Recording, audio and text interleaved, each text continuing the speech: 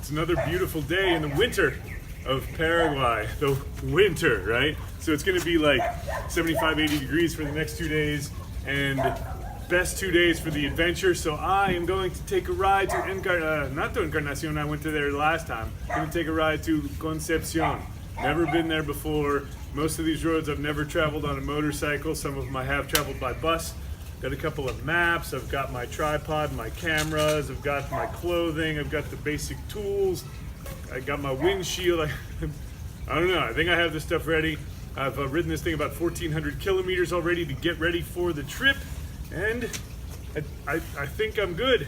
This morning I went out to get some money to leave for the family and to take for myself, and of course I forgot my card. Went to the Mac machine, 10 minutes away, forgot the card, had to come back. So things have been delayed already, so hopefully the bike won't break, I won't flat, and I'll make it. It's 470 kilometers today, and about 420 kilometers tomorrow, out and back real quick just to get there and do it. And thanks to my wife that she left me with the kids for a week and a half over the years. So I'm taking a couple of days that I've put in the bank and taking a trip out there. So see what happens. 2 days, 1,000 kilometers from Asunción to Concepcion en la Moto Kenton GL 150. Day 1, the route is 470 kilometers up Route 3 and across Route 5. There's no better way. Here's the big picture. Ha! Look at that, 4,444 kilometers, and the trip begins right now. I know the range is 250 kilometers. This tank takes 10 whole liters. It's actually bigger than I thought. And this has been reinforced. So where it broke last time on the trip to Encarnacion, it's been reinforced by this big fat set of triangles. Hold that whole thing together. I've had 3 flats on these motorcycles in less than 5,000 kilometers, so I have to check the pressure. You gotta stop at the chiperia, because who doesn't want chipa and cocido for breakfast on the road? And when you're on the road, the motorcycle becomes your table, your chair, and everything else. This is a rare street sign, so if you want to navigate around here, you really have to know your way to get to the main roads, because otherwise, you're lost. 30 kilometers in, this is Limpio, and I've noticed several people slam on the brakes and just slide on the slick roads they have around here. If you get a chance to get out the week, you take waves out of nowhere, right on the river, and check that out. You can take a tour on the river with the boat. And there's really big leaves and floating water. This is El Río Salado.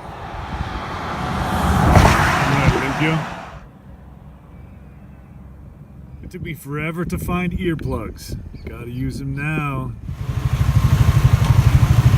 One night, many years ago, at this intersection right here, Arroyos y Esteros, on Route 3, I came out of that thing right there where that red car is and turned left. It was late at night, like 8 o'clock, 2 hours after dark. I had a whole bunch of time to go with a crappy headlight and a motorcycle that, well, yeah, the roads reflect. This is as far as I have ever been on a motorcycle on this route.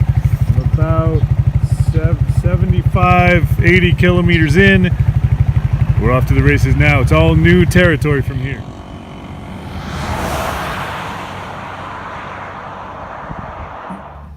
And here's where I made the first of many mistakes on this trip. I wanted to get somewhere because I had stopped to take so many videos and so many photos that I just hadn't really gotten anywhere, and I was just going and going and going. My focus was to go. So I went about 30 kilometers without taking a photo or a video through this rise, like this highway. It was a built-up highway with marsh, wetlands on the right and wetlands on the left. Really beautiful stuff, but I was so focused on getting somewhere because I wanted to get to Concepcion before sunset, to see the sunset there, that I didn't stop and take any pictures. So you don't see any, and it's beautiful. So if you get a chance to get out there, stop on the side of the highway and just take a look. It's really nice. Sorry. We stopped at the last town, and it turns out that 50 kilometers in between towns with nothing is apparently going to be pretty common.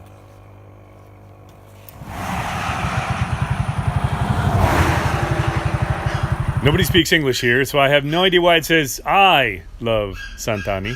But often on the routes just outside the towns, got these big old signs. And some cheapo for lunch.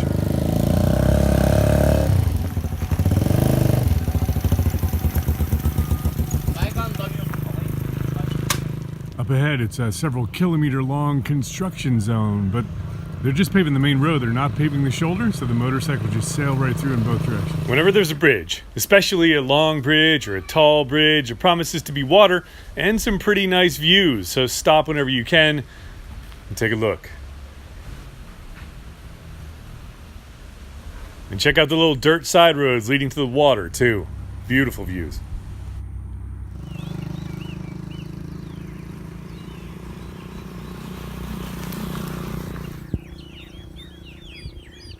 Coca-Cola will, by the way, happily sponsor any town. 2 o'clock in the afternoon. Almost 300 kilometers in, less than 175 left. And here we are. It seems to be the middle of Mennonite country. Lots of Germans. Gas stations owned by a cooperative. Finally got rid of the big red jacket. It's been actually pretty good. Temperature, I mean, look at the blue sky. It's fabulous. Temperature 75, 80 degrees. And it's gonna be a little hotter tomorrow. Finally off comes the red jacket. Still lots of small trees and fields on the road. And that road is still straight.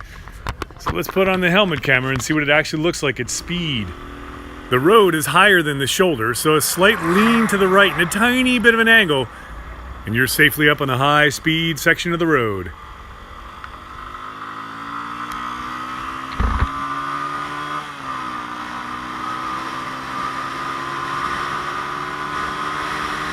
The pavement is new and shiny and unpainted, not the best for vision or for stopping or turning, but it's pretty good.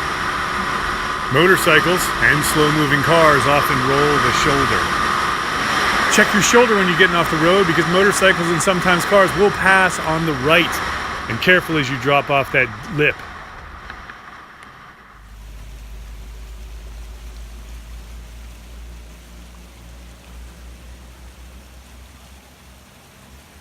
Okay, I ride a lot down here, but why is it that I have to adjust the brake, the front brake, a lot? I know I use it too, but I really have to adjust it way too much. This is the bridge over the Rio Upané. And as usual, following their tradition of never cutting a tree down, check this out. They built the bridge with the trees in place, because there's no way that this bridge has been around. There's the remnants of an old bridge a couple hundred meters down the river. But check this thing out. It's pretty high. Beautiful.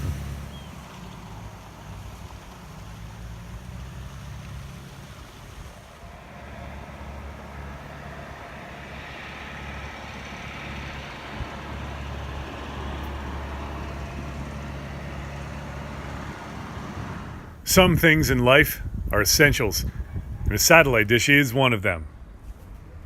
Stopped for gas and a quick meal off this empedrado, the whole bunch of cows right next to the gas station. Picked up some coffee and empanada, $2.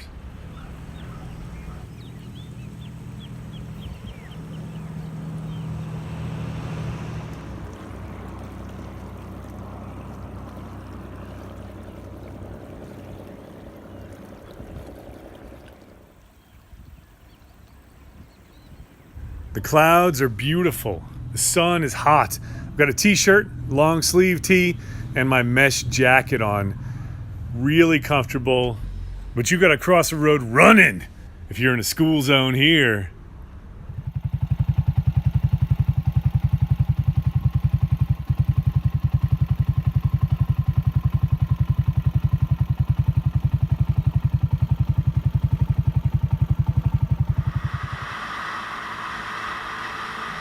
This time I stayed on the shoulder like the motorcycle is supposed to. See those two trees? I want to get a picture. Let's get a little closer.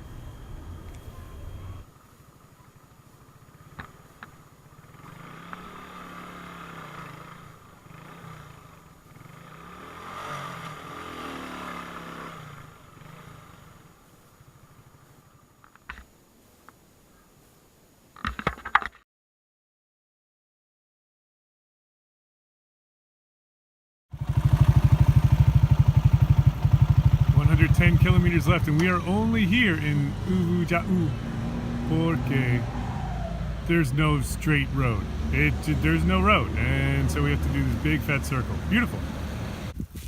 I've been to Devil's Tower in Wyoming, and I've been all over Colorado and Utah and South Dakota and North Dakota, and I've seen really big rock structures. I've been to Monument Valley in Arizona, and I never expected to see anything like that here in Paraguay. Next time we'll explore Cerro Memby and maybe make it to Concepcion before nightfall. Thanks for watching Bike Physics for all the bicycles and motorcycles and family adventures. And thanks for that thumbs up too. Really helps a lot. New videos most Tuesdays.